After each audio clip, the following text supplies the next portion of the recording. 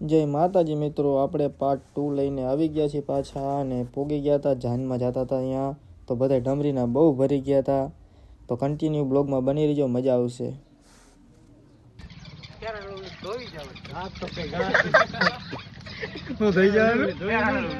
Video બનાવે એ ઇલા તું ને ધોરો ધરવા દે.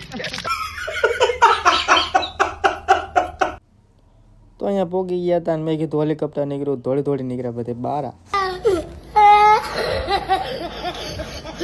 અહીંયા વરરાજાને પહેરાયો હાર ને વરરાજો થઈ ગયો રાજી રાજી. જો તમે, ઓહો હો.